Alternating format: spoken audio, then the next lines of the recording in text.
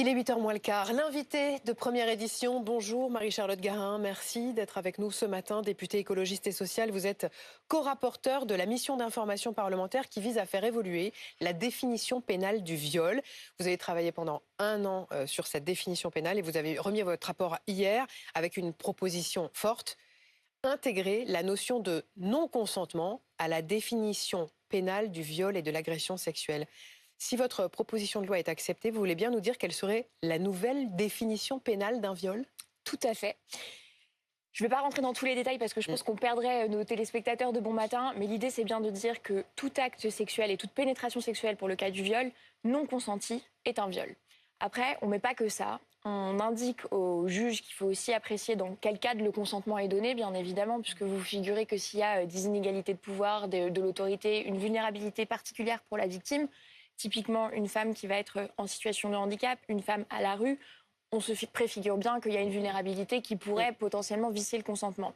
Donc ça, on attire l'attention du juge là-dessus.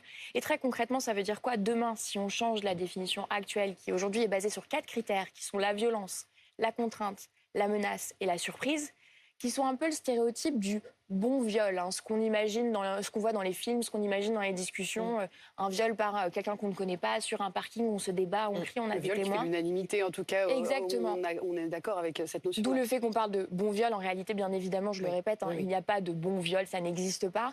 Donc là, on vient sortir de ces stéréotypes qui sont le fruit de notre culture collective, et on vient rappeler que bien souvent, les victimes, elles sont en état de sidération. Donc concrètement, vous vous faites violer par quelqu'un que vous connaissez, vous êtes surprise. Il y a une espèce de paralysie qui se forme dans votre cerveau au point que vous ne pouvez pas réagir. Donc vous ne pouvez pas dire que vous n'étiez pas consentante.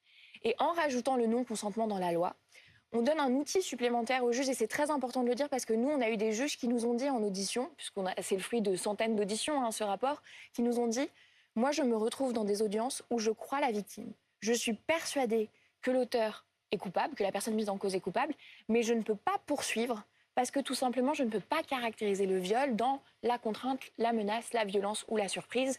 Donc là, le juge aura un outil supplémentaire avec la notion de non-consentement pour pouvoir poursuivre et donc ne pas laisser les 73% de victimes dont les plaintes aboutissent à des classements sans suite sur le bas-côté.